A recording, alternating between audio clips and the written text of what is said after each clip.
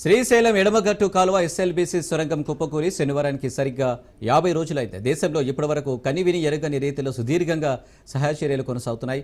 12 సంస్థలతో పాటు నిపుణులు రాష్ట్ర ప్రభుత్వం రంగంలోకి దించిన అత్యాధునిక సాంకేతిక పరిజ్ఞానాన్ని వినియోగిస్తున్న వందల మంది సిబ్బంది రేయింబవలు శ్రమిస్తున్న గల్లంతైన వారిలో ఇంకా 6 కార్మికుల జాడ బయటపడకపోవడం అందరినీ ఆవేదనకు గురిచేస్తుంది.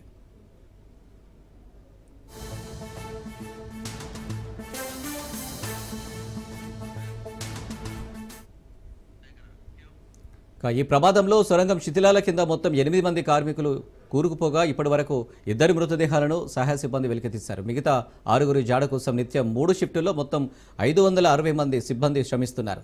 ఇప్పటి వరకు అడ్డుగా ఉన్న టీబీఎం భాగాలను తొలగించడంతో పాటు సుమారు 150 మీటర్ల మేర టన్నుల కొద్దీ మట్టిని తొలగించి 13.9 కిలోమీటర్ల అవతల సొరంగం నుంచి బయటకు తరలించారు. ఇంకా 100 మీటర్ల వరకు మట్టి శిథిలాలను తొలగించేందుకు మరో 4 రోజులు పడుతుందని అధికారులు చెబుతున్నారు.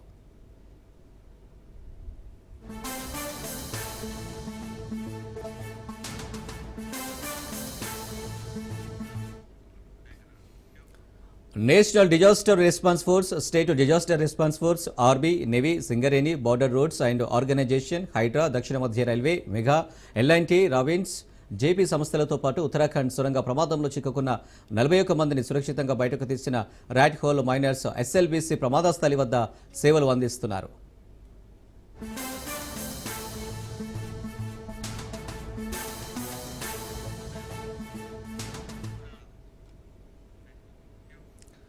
బురద శిథిలాల కింద కూరుకుపోయిన కార్మికుల ఆనవాలను గుర్తించేందుకు అత్యాధునిక సాంకేతిక పరిజ్ఞానాన్ని సైతం రాష్ట్ర ప్రభుత్వం వినియోగంలోకి తెచ్చింది. ఇప్పటివరకు గ్రౌండ్ పెనిట్రేటింగ్ రాడార్, మానవ అవశేషాలను గుర్తించే కడావర్ డాగ్స్, నీటిలో సైతం మానవ రక్తం అవశేషాలను గుర్తించే ఆక్వా ఐ, ప్రోబోస్కోప్ టెక్నాలజీతో పాటు ఎన్డీఆర్ఐ, నేషనల్ రిమోట్ సెన్సింగ్ ఏజెన్సీలు రెస్క్యూ ఆపరేషన్లు పనిచేస్తున్నాయి.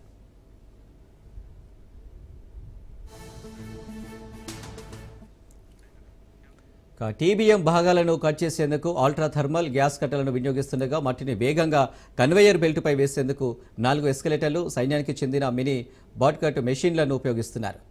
సొరంగం చివరి భాగంలో అత్యంత ప్రమాదకరంగా ఉన్న 40 మీటర్ల ప్రాంతంలో ఎన్వి రోబోటిక్స్కు చెందిన రోబోటిక్ యంత్రాలను వినియోగించనున్నారు.